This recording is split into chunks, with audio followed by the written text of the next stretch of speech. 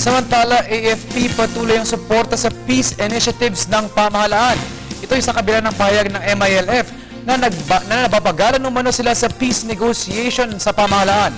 May detalye si Aya Macalma live. Magandang hapon sa iyo, Aya.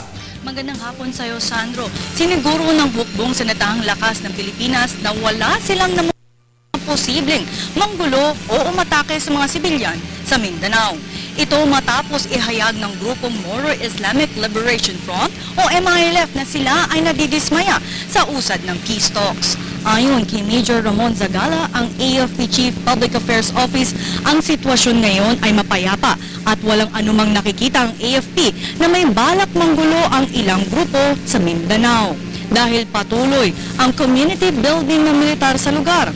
Partikular na ang ginagawang programa ng AFP, ang Internal Peace and Security Plan o IPSP bayanihan ng AFP.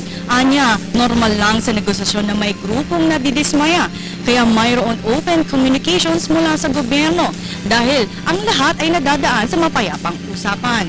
Gayunman, siniguro ng hukbong sanatahan ngayon na suportado nila ang kanilang Commander-in-Chief sa peace talks sa grupong MILF at nila handa silang ipatupad ang anumang peace initiatives ng pamahalaan.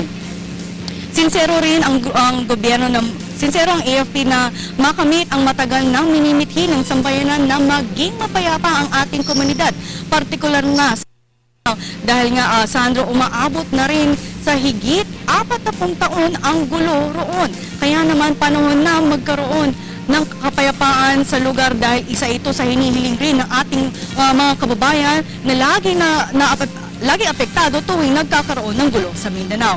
At narito ang bahagi ng aming panayam kay Major Ramon Zagala, ang AFP Chief Public Affairs Office.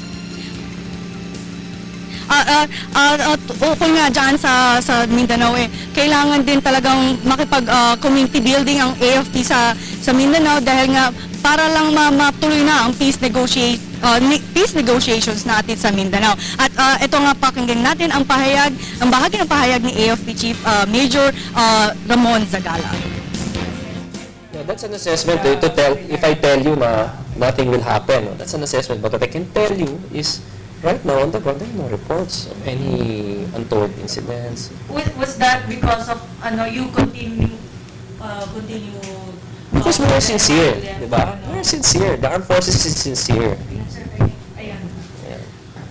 Nakikipag-usap po ba kayo din sa MILF community just to appease them now in The AFP is geared towards the success of this peace initiative by our President and Commander-in-Chief.